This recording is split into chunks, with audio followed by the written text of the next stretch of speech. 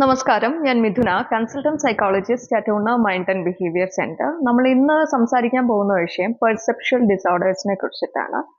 Perception എന്താന്ന് പറയുന്നതിന് മുന്നേ സെൻസേഷൻ എന്താന്ന് പറയാം. സെൻസേഷൻ എന്ന് പറയുമ്പോൾ നമുക്കറിയാം, നമുക്ക് 5 സെൻസ് ഓർഗൻസ് ആണുള്ളത്. കണ്ണ്, മൂക്ക്, നാക്ക്, ചെവി, തൊലി. അതായത് 5 രീതിയിലാണ് നമ്മൾ ഒരു കാര്യത്തെ സെൻസ് ചെയ്യുന്നത്. Through sight, hearing, taste, smell, ടച്ചിലൂടെയും ആണ് നമുക്ക് പുറമേ ഉള്ള എൻവിറോൺമെന്റിലുള്ള ഇൻഫർമേഷൻ നമ്മൾ ഗ്യാദർ ചെയ്യുന്നത്. ആ ഒരു പ്രോസസ്സാണ് സെൻസേഷൻ എന്ന് പറയുന്നത്. നമ്മളുടെ ചുറ്റും എന്താണെന്നുള്ളത് നമ്മൾ സെൻസ് ഓർഗൻസിലൂടെ ആ ഒരു ഇൻഫർമേഷനെ റിസീവ് ചെയ്യുന്നു എന്നുള്ളതാണ്. ഒരു പേഷ്യന്റ് വന്നു കഴിയുമ്പോൾ നമ്മൾ അവരുടെ MSE എടുക്കും, മെന്റൽ സ്റ്റേറ്റസ് എക്സാമിനേഷൻ എന്നുള്ളത്. അതിൽ പല കാര്യങ്ങളും ചെക്ക് ചെയ്യും. അവരുടെ തോട്ട്, മൂഡ്, സ്പീച്ച് എങ്ങനെയാണ്, അതേപോലെ തന്നെയാണ് അവരുടെ പെർസെപ്ഷനിൽ എന്തെങ്കിലും ഡിസ്റ്റോർഷൻ ഉണ്ടോ എന്നുള്ളതും നമ്മൾ ചെക്ക് ചെയ്യും. കുറെയൊക്കെ ഈ ഒരു തോട്ടും പെർസെപ്ഷനും ഒക്കെ ഓവർലാപ്പ് ചെയ്യാം. പക്ഷെ പെർസെപ്ഷൻ എന്നുള്ളത് നമ്മൾ ഈ മുന്നേ പറഞ്ഞ സെൻസ് ചെയ്ത ഇൻഫർമേഷൻ, സെൻസേഷനിലൂടെ നമുക്ക് കിട്ടിയ ആ ഒരു സ്റ്റിമുലസിന് നമ്മൾ ഒരു മീനിങ് കൊടുക്കുകയാണ് ചെയ്യുന്നത്, ഒരു അർത്ഥം കൊടുക്കുന്നു. അതായത് നമ്മൾ കണ്ട ഒബ്ജക്റ്റ് അല്ലെങ്കിൽ കേട്ട സൗണ്ടിനെ നമ്മൾ ഇന്റർപ്രറ്റ് ചെയ്യുന്ന ഒരു പ്രോസസ്സാണ് പെർസെപ്ഷൻ എന്ന് പറയുന്നത്. പെർസെപ്ഷൻ കുറച്ചുകൂടെ സൈക്കോളജിക്കൽ പ്രോസസ്സാണ്. സെൻസേഷൻ കുറച്ചുകൂടെ ഫിസിയോളജിക്കൽ. അതായത് ആ ഒരു ഇൻഫർമേഷൻ നമ്മളുടെ സെൻസ് ഓർഗൻസ്, റിസപ്റ്റേഴ്സ് വെച്ച് എന്താന്നുള്ളത് റിസീവ് ചെയ്യുന്നു സെൻസേഷനിലൂടെ. അതിനൊരു മീനിങ് കൊടുക്കുന്നു. അതായത് പെർസെപ്ഷനിൽ നമ്മളുടെ മെമ്മറി ഇൻവോൾവ് ആണ്, കോഗ്നിഷൻ ഇൻവോൾവ് ആണ്, നമ്മുടെ ഡിസിഷൻ മേക്കിംഗ്. അതായത് ഒരു ഇൻഫർമേഷൻ കിട്ടുമ്പോൾ അത് നമ്മളുടെ പാസ്റ്റ് എക്സ്പീരിയൻസും ഒക്കെ ആയിട്ട് റിലേറ്റ് ചെയ്തിട്ടാണ് നമ്മൾ അവിടെ ഒരു മീനിങ് കൊടുക്കുന്നത് പെർസെപ്ഷനിൽ. പെർസെപ്ഷൻ മെയിൻലി 5 സ്റ്റെപ്പിലൂടെയാണ് നടക്കുന്നത്. ഫസ്റ്റ് വൺ സ്റ്റിമുലേഷൻ എന്ന് പറയും. സ്റ്റിമുലേഷൻ എന്ന് വെച്ചാൽ നമ്മളത് കാണുന്നു. ഒരു ഒബ്ജക്റ്റ് ആണെന്നുണ്ടെങ്കിൽ അത് കാണുന്നു, അല്ലെങ്കിൽ ഒരു സൗണ്ട് ആണെന്നുണ്ടെങ്കിൽ അത് കേൾക്കുന്നു എന്നുള്ളതാണ് സ്റ്റിമുലേഷൻ. സെക്കൻഡ് സ്റ്റെപ്പ് എന്ന് പറയുന്നത് റിസപ്ഷൻ ആണ്. റിസപ്ഷൻ എന്ന് പറയുമ്പോൾ നമ്മളുടെ ആ ഒരു റിസപ്റ്റേഴ്സിലൂടെ അത് നമ്മൾ റിസീവ് ചെയ്യുന്നു. ഒരു ഒബ്ജക്റ്റ് കാണുമ്പോൾ ആ ലൈറ്റ് വേവ്സ് നമ്മളുടെ കണ്ണിൽ എത്തുന്നു എന്നുള്ളതാണ് റിസപ്ഷൻ എന്ന് പറയുന്നത്.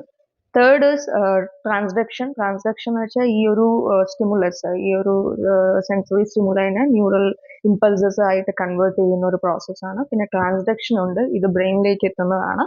പിന്നെ പ്രോസസ്സിംഗ് ആണ്, ബ്രെയിൻ അതിനെ പ്രോസസ്സ് ചെയ്യുന്നു. ഫൈനൽ ആണ് പെർസെപ്ഷൻ, അതിനെ റെക്കഗ്നൈസ് ചെയ്യുന്നു എന്നുള്ളൊരു സ്റ്റെപ്പ്.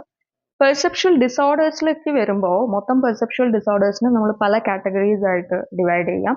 വിഷ്വൽ പെർസെപ്ഷൻ ഡിസോർഡർ ഉണ്ട്, ഓഡിറ്ററി പെർസെപ്ഷൻ ഡിസോർഡർ ഉണ്ട്, സൊമാറ്റോ സെൻസറി പെർസെപ്ഷൻ ഡിസോർഡർ ഉണ്ട്, അതുപോലെ ജസ്റ്റേറ്ററി, ഓൾഫാക്ടറി, സ്പേഷ്യൽ അവയർനെസ്സിനെ ബാധിക്കുന്ന പെർസെപ്ഷൻ ഡിസോർഡേഴ്സ് ഒക്കെ ഉണ്ട്. 1 by 1 ആയിട്ട് നോക്കുകയാണെന്നുണ്ടെങ്കിൽ വിഷ്വൽ പെർസെപ്ഷൻ ഡിസോർഡേഴ്സിൽ നമുക്ക് വിഷ്വൽ അഗ്നോസിയ വരാം. വിഷ്വൽ അഗ്നോസിയ എന്ന് വെച്ചാൽ ഒരു ഒബ്ജക്റ്റ് കാണുമ്പോൾ നമുക്ക് തിരിച്ചറിയാനുള്ള ഒരു ബുദ്ധിമുട്ടാണ്. നമുക്കത് ടച്ച് ചെയ്യുമ്പോഴൊക്കെ നമുക്ക് മനസ്സിലാവും ഇതാണ് ഒബ്ജക്റ്റ് എന്നുള്ളത്. പക്ഷെ അത് കാണുമ്പോൾ നമുക്ക് അതിനെ റെക്കഗ്നൈസ് ചെയ്യാൻ പറ്റില്ല. ഈവൻ ടു ആ വ്യക്തിക്ക് ഇപ്പോൾ വിഷൻ ടെസ്റ്റ് ഒക്കെ തന്നെ നോർമൽ ആണ്, വിഷനിൽ വലിയ പ്രശ്നങ്ങളൊന്നും ഇല്ല എന്നുണ്ടെങ്കിലും അതിനെ റെക്കഗ്നൈസ് ചെയ്യാനുള്ള ഒരു ബുദ്ധിമുട്ടാണ് വിഷ്വൽ അഗ്നോസിയ എന്ന് പറയുന്നത്. രണ്ടാമത്തെ ഒരു ടൈപ്പ് എന്ന് പറയുന്നത് പ്രോസ്പാഗ്നോസിയ എന്ന് പറയും. ഫേസ് ബ്ലൈൻഡ്നെസ് ആണ്. ഫേസ് ബ്ലൈൻഡ്നെസ് നമുക്ക് വളരെ പരിചിതമായിട്ടുള്ള, ക്ലോസ് ആയിട്ടുള്ള ഒരു വ്യക്തിയെ നമ്മൾ കാണുമ്പോൾ പോലും നമുക്ക് അവരുടെ ഫേസ് റെക്കഗ്നൈസ് ചെയ്യാൻ പറ്റുന്നില്ല, അല്ലെങ്കിൽ ഇത് തനിക്ക് ഫെമിലിയർ ആയിട്ടുള്ള ഒരു മുഖമാണ് എന്നുള്ളത് മനസ്സിലാക്കാൻ പറ്റുന്നില്ലാത്ത ഒരു അവസ്ഥയാണ് ഫേസ് ബ്ലൈൻഡ്നെസ് എന്ന് പറയുന്നത്. മൂന്നാമത്തെ ഒരു ടൈപ്പ് എന്ന് പറയുന്നത് വിഷ്വൽ സ്പേഷ്യൽ പെർസെപ്ഷൻ ഡിസോർഡർ ആണ്. അതായത് ഡിസ്റ്റൻസിനെ ബാധിക്കുന്ന, ഡെപ്ത് പെർസെപ്ഷനെ ഒക്കെ ബാധിക്കുന്ന. ഡെപ്ത് പെർസെപ്ഷൻ എന്ന് പറയുമ്പോൾ ഒരു ഒബ്ജക്റ്റ്, നമ്മളിപ്പോൾ ഒരു സാധനം എടുക്കുകയാണെന്നുണ്ടെങ്കിൽ ആ സാധനം നമ്മൾക്ക് കൈയെത്താവുന്ന ഒരു ദൂരത്താണ് എന്നുള്ളത് നമുക്ക് മനസ്സിലാക്കാൻ പറ്റില്ല. ഇപ്പോൾ ഒരു ചെയറിൽ ഇരിക്കുകയാണെന്നുണ്ടെങ്കിൽ ചെയറും ഞാനും തമ്മിലൊരു ഡിസ്റ്റൻസ് ഇത്രയാണ് എന്നുള്ളത് മനസ്സിലാക്കാൻ പറ്റില്ല. അവർക്ക് സ്റ്റെയർ കേസിൽ കയറുമ്പോൾ ബുദ്ധിമുട്ടുണ്ടാവും, ഡ്രൈവ് ചെയ്യുമ്പോൾ ബുദ്ധിമുട്ടുണ്ടാവും. ഇപ്പൊ ഈ ഒരു സ്പേസിൽ വണ്ടി എടുക്കാം എന്നുള്ളത് ഇവർക്ക് ക്ലിക്ക് ആവുന്നുണ്ടാവില്ല. ആ ഒരു കണ്ടീഷനാണ് വിഷ്വൽ സ്പേഷ്യൽ പെർസെപ്ഷൻ ഡിസോർഡർ എന്ന് പറയുന്നത്. അതുപോലെ തന്നെ വേറൊരു ടൈപ്പാണ് ഹെമിഫേഷ്യൽ നെഗ്ലക്ട് എന്ന് പറയും. അതെന്താന്ന് വെച്ചാൽ നമ്മൾക്കറിയാം, നമ്മുടെ ബ്രെയിനിൽ 2 ഹെമിസ്ഫിയേഴ്സ് ഉണ്ട്. അതായത് റൈറ്റ് സൈഡും ഉണ്ട്, ലെഫ്റ്റ് സൈഡും ഉണ്ട്. അപ്പൊ ആ ഭാഗങ്ങളിൽ എവിടെയെങ്കിലും ലീഷൻസോ ഡാമേജോ ഒക്കെ സംഭവിക്കുമ്പോൾ നമ്മൾ അത് ചെയ്യുന്ന ആക്ടിവിറ്റിയിലും റിഫ്ലക്റ്റ് ആവും. ഫോർ എക്സാമ്പിൾ, ഇപ്പോൾ നമ്മൾ ഷേവ് ചെയ്യുകയാണെന്നുണ്ടെങ്കിൽ ഒരു സൈഡ് മാത്രമായിരിക്കും ഷേവ് ചെയ്യുന്നത്. അല്ലെങ്കിൽ ഫുഡ് കഴിക്കുമ്പോൾ റൈറ്റ് സൈഡിന് എന്തെങ്കിലും ലീഷൻസ് സംഭവിക്കുമ്പോൾ ഒരു ലെഫ്റ്റ് സൈഡിൽ മാത്രം ഫുഡ് കഴിച്ചിട്ട് പോവുക. അങ്ങനെയുള്ള പ്രശ്നങ്ങൾ അതിൽ ഉണ്ടാവാനുള്ള സാധ്യതയുണ്ട്. ഓഡിറ്ററി പെർസെപ്ഷൻ ഡിസോർഡേഴ്സ് നോക്കുമ്പോൾ സൗണ്ടിനെ ബാധിക്കുന്ന പ്രശ്നങ്ങളാണ്. അതായത് ഓഡിറ്ററി പ്രോസസ്സിംഗ് ഡിസോർഡർ വരാം അതിൽ. ഓഡിറ്ററി പ്രോസസ്സിംഗ് ഡിസോർഡർ എന്ന് പറയുമ്പോൾ സൗണ്ട് നമുക്ക് ഫിൽട്ടർ ചെയ്ത് മനസ്സിലാക്കാൻ പറ്റില്ല. അപ്പൊ ഞാനൊരു വ്യക്തിയെടുത്ത് സംസാരിക്കുകയാണ്, ആ വ്യക്തി എൻ്റെ അടുത്ത് തിരിച്ച് റിപ്ലൈ തരുന്നുണ്ട്, പക്ഷെ എനിക്കത് ഇന്റർപ്രറ്റ് ചെയ്യാൻ പറ്റുന്നില്ല, അല്ലെങ്കിൽ എനിക്കത് മനസ്സിലാക്കാൻ പറ്റുന്നില്ല. എനിക്ക് ചുറ്റുമുള്ള പല ബാക്ക്ഗ്രൗണ്ട് നോയ്സസും കോൺസെൻട്രേറ്റ് ചെയ്യുന്നു, അല്ലെങ്കിൽ ഇതെല്ലാം തന്നെ ഒരേപോലെ എനിക്ക് പെർസീവ് ചെയ്യുന്നു. അതുകൊണ്ട് തന്നെ ഈ പെർട്ടിക്കുലർ നോയ്സ് എനിക്ക് ഫിൽട്ടർ ചെയ്യാൻ പറ്റുന്നില്ല എന്നുള്ളൊരു കണ്ടീഷനാണ്. അടുത്തൊരു ടൈപ്പ് എന്ന് പറയുന്നത് ഫൊണാഗ്നോസിയ എന്ന് പറയും. ഫൊണാഗ്നോസിയ നമ്മൾ മുന്നേ പറഞ്ഞ പ്രോസ്പാഗ്നോസിയ പോലെ തന്നെ ഫെമിലിയർ ആയിട്ടുള്ള സൗണ്ടുകൾ നമുക്ക് മനസ്സിലാക്കാൻ പറ്റില്ല. നമുക്ക് വളരെ ക്ലോസ് ആയിട്ടുള്ള പാരന്റ്സോ സ്പൗസോ ഒക്കെ തന്നെ അവർ സംസാരിക്കുമ്പോൾ നമുക്ക് ആ സൗണ്ട് മനസ്സിലാക്കാൻ പറ്റില്ല, പക്ഷെ അവരെ കാണുമ്പോൾ ഇന്ന വ്യക്തിയാണ്, പക്ഷെ സൗണ്ട് നമുക്ക് തിരിച്ചറിയാൻ പറ്റുന്നില്ല എന്നുള്ള ഒരു കൺഫ്യൂസ്ഡ് ആയിട്ടുള്ള ഒരു കണ്ടീഷനാണ്.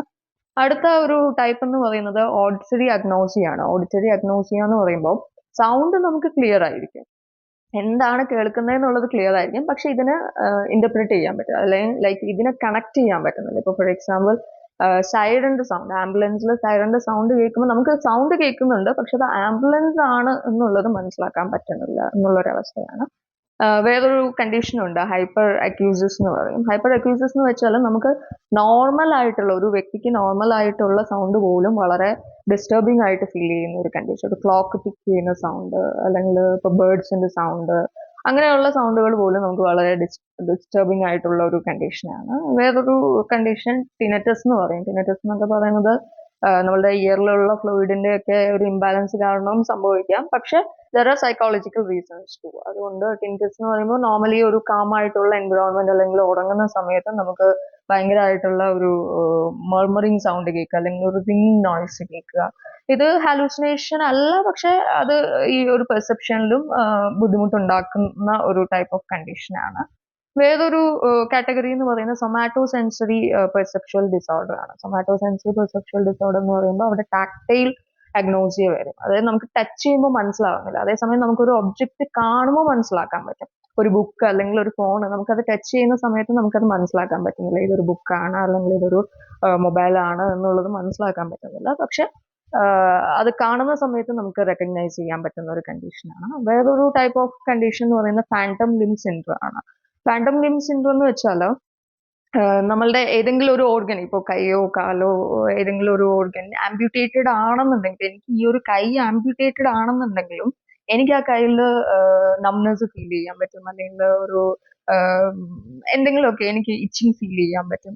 പക്ഷെ ഇപ്പൊ വേറൊരു എക്സാമ്പിൾ പറഞ്ഞപ്പോ എന്റെ കൈ ഇവിടെ വെച്ചിട്ടുണ്ട്, വേറൊരു ഡമ്മി ആയിട്ടുള്ള ഹാൻഡ് അടുത്ത് വെച്ചിട്ട് ആ ഡമ്മി ഹാൻഡിൽ ഹിറ്റ് ചെയ്യുകയാണെന്നുണ്ടെങ്കിലും എനിക്ക് കിട്ടുന്ന ഫീലിംഗ് എന്ന് പറയുന്നത് ആ ഹിറ്റ് എന്റെ കൈക്കാണ് കിട്ടുന്നത് എന്നുള്ള ആ ഒരു ഫാൻറ്റം ലിം സിൻഡ്രോം എന്ന് പറയും.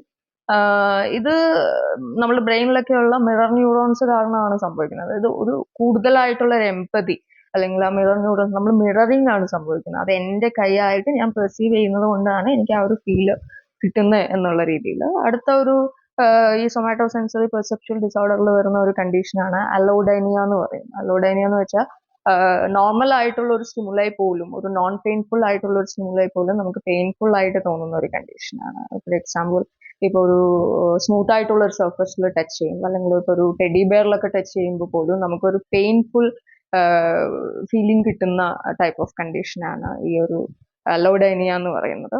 അടുത്ത ഒരു ടൈപ്പ് എന്ന് പറയുന്നത് ഓൾഫാക്ടറി അല്ലെങ്കിൽ ജസ്റ്റേറ്ററി ആയിട്ടുള്ള പെർസെപ്ച്വൽ ഡിസോർഡേഴ്സ് ആണ്. ഓൾഫാക്ടറി ജസ്റ്റേറ്ററി പെർസെപ്ച്വൽ ഡിസോർഡേഴ്സിലേക്ക് വരുമ്പോൾ അനോസ്മിയ എന്ന് പറയുന്ന ഒരു കണ്ടീഷൻ ഉണ്ട്. അനോസ്മിയ എന്ന് വെച്ചാൽ ഇപ്പൊ സ്മെല്ലാണെന്നുണ്ടെങ്കിൽ സ്മെൽ അവർക്ക് ഫീൽ ചെയ്യാൻ പറ്റുന്നില്ല. അത് മറ്റു പല റീസൺസും കൊണ്ടും വരാം, സൈക്കോളജിക്കൽ റീസൺസും കൊണ്ട് വരാം. സ്മെല്ല് ഒന്നും ഫീൽ ചെയ്യാൻ പറ്റാത്ത ഒരു കണ്ടീഷനാണ്. അതുപോലെ ഹൈപ്പോസ്മിയ ഉണ്ട്. ഹൈപ്പോസ്മിയ എന്ന് പറയുമ്പോൾ സ്മെല്ല് കുറഞ്ഞായിരിക്കും അവർക്ക് ഫീൽ ചെയ്യുന്നത്.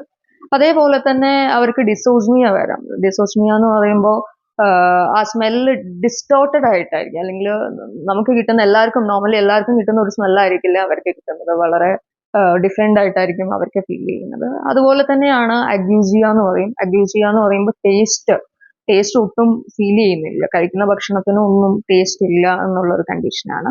അതേപോലെ തന്നെ പാരഗ്യൂസിയ ഉണ്ട്. പാരഗ്യൂസിയ എന്ന് പറയുമ്പോൾ ഡിസ്റ്റോർട്ടഡ് ആയിട്ടുള്ള ടേസ്റ്റ് ആണ്. അല്ലെങ്കിൽ ഇപ്പോ ഫോർ എക്സാമ്പിൾ വെള്ളം കുടിക്കുന്നതിന് പകരം ആ വെള്ളം അവർക്ക് ബിറ്റർ ടേസ്റ്റിലായിരിക്കും ഫീൽ ചെയ്യുന്നത്, അല്ലെങ്കിൽ അവർക്ക് ഇഷ്ടപ്പെടുന്നില്ല ആ ഒരു ടേസ്റ്റ് എന്ന് പറയുന്നത്.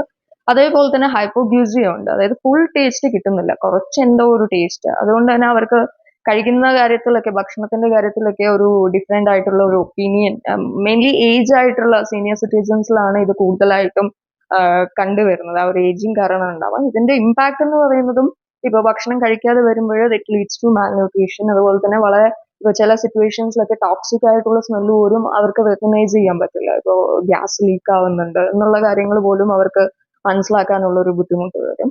അടുത്ത ഒരു കാറ്റഗറി എന്ന് പറയുന്നത് സ്പേഷ്യൽ അവയർനെസ്സിനെ ബാധിക്കുന്ന ടൈപ്പ് ഓഫ് പെർസെപ്ഷ്യൽ ഡിസോർഡേഴ്സ് ആണ്. അതിലാണ് ടോപ്പോഗ്രഫിക്കൽ ഡിസോറിയന്റേഷൻ വരാം. ടോപ്പോഗ്രഫിക്കൽ ഡിസോറിയന്റേഷൻ എന്ന് പറയുമ്പോൾ ആ ഇരിക്കുന്ന ഒരു എൻവിറോൺമെന്റ് അല്ലെങ്കിൽ നമുക്ക് ചുറ്റുമുള്ള ഈ ഒരു സ്ഥലം ഇപ്പൊ ഫെമിലിയർ ആയിട്ടുള്ള ഒരു സ്ഥലമാണെങ്കിൽ അത് നമുക്ക് അൺഫെമിലിയർ ആയിട്ട് തോന്നാം. Like I don't belong here, അല്ലെങ്കിൽ ഞാൻ ഇവിടെ ഫിറ്റ് ആവുന്ന ഒരു വ്യക്തിയല്ല, അങ്ങനത്തെ ഒരു ഫീലിംഗ് വരാം. അല്ലെങ്കിൽ അൺഫെമിലിയർ ആയിട്ടുള്ള ഒരു സ്ഥലം വളരെ ഫെമിലിയർ ആയിട്ട് തോന്നാനുള്ള ഒരു സാധ്യതയുണ്ട്.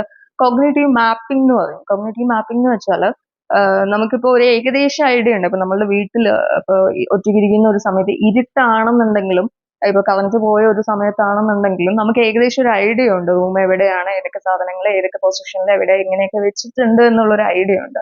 ഇത്തരം വ്യക്തികൾക്ക് ആ ഒരു മാപ്പിംഗ് വർക്ക് ആവത്തില്ല. അങ്ങനെയുള്ള ഒരു കണ്ടീഷനാണ് ടോപ്പോഗ്രഫിക്കൽ ഡിസോറിയന്റേഷൻ എന്ന് പറയുന്നത്. അടുത്ത ഒരു ടൈപ്പ് എന്ന് പറയുന്നത് കൺസ്ട്രക്ഷൻ അപ്രാക്സിയ എന്ന് പറയും. കൺസ്ട്രക്ഷൻ അപ്രാക്സിയ എന്ന് പറയുന്നത് പലതും കൺസ്ട്രക്ട് ചെയ്യാൻ അവർക്ക് ബുദ്ധിമുട്ടായിരിക്കും. അല്ലെങ്കിൽ ഇപ്പൊ ഫോർ എക്സാമ്പിൾ ഒരു പസിൽ കൺസ്ട്രക്ട് ചെയ്യുക, അല്ലെങ്കിൽ ഇപ്പൊ മൊബൈലിൽ സിം ഇടുന്നത്, റിമോട്ടിൽ ബാറ്ററി ഇടുന്നത്, അപ്പൊ അങ്ങനെയുള്ള കുറച്ച് കാര്യങ്ങൾ ചെയ്യാൻ അവർക്ക് ബുദ്ധിമുട്ടുണ്ടാവും. അതേപോലെ തന്നെ സ്പേഷ്യൽ ഡിസ്ഗ്രാഫിയ ഉണ്ട്. സ്പേഷ്യൽ ഡിസ്ഗ്രാഫിയ എന്ന് പറയുമ്പോൾ നമുക്കറിയാം എഴുതുന്നതിലുള്ള ഒരു ബുദ്ധിമുട്ടാണ്. അപ്പോൾ എഴുതുന്ന സമയത്ത് അവർക്ക് ആ ഒരു വേർഡ്സിന്റെ ഇടയിലുള്ള സ്പേസ് മെയിൻറ്റെയിൻ ചെയ്യുക എന്നുള്ളത് ബുദ്ധിമുട്ടായിരിക്കും. അല്ലെങ്കിൽ ലെറ്റേഴ്സിന്റെ ഇടയിലുള്ള ഒരു സ്പേസ് മെയിൻറ്റെയിൻ ചെയ്യുക, അല്ലെങ്കിൽ എഴുതുന്നത് പ്രോപ്പർ ആയിരിക്കില്ല, ലൈനിലൂടെ ആയിരിക്കില്ല, വളഞ്ഞും തിരിഞ്ഞും ആ ഒരു സ്പേസ് ലൈക്ക് അത് തന്നെ ബുദ്ധിമുട്ടായിട്ട് ഫീൽ ചെയ്യാൻ പറ്റും. സോ ഇതൊക്കെയാണ് സ്പേഷ്യൽ അവയർനെസ്സിനെ ബാധിക്കുന്നത്. ഇത് തന്നെ ഇപ്പോൾ നമ്മൾ ഒരു ഡെപ്ത് പെർസെപ്ഷന്റെ ലെവലിൽ മുന്നേ പറഞ്ഞ ഡിസ്റ്റൻസ് ഡെപ്ത് ഒക്കെ മനസ്സിലാക്കാനുള്ള ഒരു ബുദ്ധിമുട്ടും ഇതിൽ വരാം. അതേപോലെ ഒരു 2Dയിലുള്ള ഒരു സാധനം 3Dയിലായിട്ട് കാണാനും, ഒരു ഒബ്ജക്റ്റിന്റെ ഡിഫറെന്റ് പെർസ്പെക്റ്റീവിൽ ആ ഒരു ഒബ്ജക്റ്റിനെ വ്യൂ ചെയ്യാൻ, അല്ലെങ്കിൽ ഇപ്പൊ ഒരു ബിൽഡിങ്ങിന്റെ ഫ്രണ്ട് വ്യൂ ഇങ്ങനെയാണെന്നുണ്ടെങ്കിൽ ടോപ്പ് വ്യൂ എന്തായിരിക്കും എന്നുള്ളതൊക്കെ മനസ്സിലാക്കാൻ അവർക്ക് ബുദ്ധിമുട്ട് വരാം. പല കാരണങ്ങളും കൊണ്ടാണ് ഈ ഒരു പെർസെപ്ച്വൽ ഡിസോർഡേഴ്സ് സംഭവിക്കുന്നത്. അത് സൈക്കോളജിക്കൽ റീസൺസും ഉണ്ട്. സ്ട്രെസ്, ആൻസൈറ്റി, അതിന്റെയൊക്കെ ഭാഗമായിട്ട് ഇതുപോലെയുള്ള കണ്ടീഷൻസ് പല ഡിസോർഡേഴ്സിന്റെ ഭാഗമായിട്ട് ഡെവലപ്പ് ചെയ്യാനുള്ള സാധ്യതയുണ്ട്. അതേപോലെ ബ്രെയിനിൽ ഉണ്ടാവുന്ന ട്രോമകൾ, ഇഞ്ചുറീസ്, ഏതെങ്കിലും രീതിയിലുള്ള ഇൻഫെക്ഷൻസ്, മെനിഞ്ചിറ്റിസ്, എൻസെഫാലിറ്റീസ്, അതിന്റെയൊക്കെ ഭാഗമായിട്ട് ഇങ്ങനെയുള്ള കണ്ടീഷൻസ് ഡെവലപ്പ് ആവാനുള്ള സാധ്യതയുണ്ട്. അതേപോലെ developmental disorders, autism spectrum disorder, cerebral പാൾസിയുടെ ഒക്കെ ഭാഗമായിട്ട് ഉണ്ടാവാം. Or neurodegenerative, Alzheimer's, Parkinson, അതിന്റെയൊക്കെ ഭാഗമായിട്ട് ഉണ്ടാവാനുള്ള സാധ്യതയുണ്ട്. ഏജിങ്ങിന്റെ ഭാഗമായിട്ട് ഉണ്ടാവാൻ, ജനറ്റിക്കൽ ആയിട്ട് ഉണ്ടാവാൻ, പല റീസൺസും കാരണമാണ് ഉണ്ടാവുന്നത്. പ്രോപ്പർ ആയിട്ട് എന്താണ് റീസൺ എന്നുള്ളത് സോർട്ട് ഔട്ട് ചെയ്ത് ഡയഗ്നോസിസ് ചെയ്ത് ട്രീറ്റ് ചെയ്യുക എന്നുള്ളതാണ് ആവശ്യം. ട്രീറ്റ്മെന്റ് എന്ന് പറയുന്നത് മെയിൻലി കോഗ്നിറ്റീവ് ചേഞ്ചസ് ആണ് ആവശ്യം. കോഗ്നിറ്റീവ് റീഹാബിലിറ്റേഷൻ തെറാപ്പി കൊടുക്കും. ഒക്യുപേഷണൽ തെറാപ്പി, ചെയ്യുന്ന ബുദ്ധിമുട്ട് വരുന്ന റീജിയൻ ഏതാണ് എന്നുള്ളത് കൃത്യമായിട്ട് സോർട്ട് ഔട്ട് ചെയ്ത് അതിനെ ട്രീറ്റ് ചെയ്യുക എന്നുള്ളതാണ് ഉദ്ദേശിക്കുന്നത്. ഒക്യുപേഷണൽ തെറാപ്പി, സ്പീച്ച് തെറാപ്പി ആവശ്യമുള്ളിടത്ത് അത് കൊടുക്കും. കൺസിസ്റ്റന്റ് ആയിട്ടുള്ള ഒരു ട്രെയിനിങ് ആണ്, പ്രാക്ടീസ്, മൾട്ടി സെൻസറി അപ്രോച്ചസ് ഒക്കെ വെച്ചിട്ട് പല രീതിയിലും അവരെ പ്രാക്ടീസ് ചെയ്ത് ഇംപ്രൂവ് ചെയ്ത് കൊണ്ടുവരിക. ഓരോ വ്യക്തിക്കും ഓരോ രീതിയിലുള്ള ട്രീറ്റ്മെന്റ് ആണ് ആവശ്യം. മെഡിക്കേഷന്റെ ആവശ്യം വരുന്നില്ല, പക്ഷെ അവർക്കത് റിലേറ്റഡ് ആയിട്ട് എന്തെങ്കിലും ബുദ്ധിമുട്ട്, ആൻസൈറ്റി, സ്ട്രെസ് പോലുള്ള കണ്ടീഷൻസ് അതിന്റെ കൂടെ വരുന്നുണ്ടെങ്കിൽ with the help of medication നമുക്ക് ഇംപ്രൂവ് ചെയ്ത് കൊണ്ടുവരാൻ പറ്റുന്ന കാര്യങ്ങളൊക്കെ തന്നെയാണ് നമ്മൾ ഇത്രയും നേരം ഡിസ്കസ് ചെയ്തത്. So this is all about perceptual disorders. Thank you.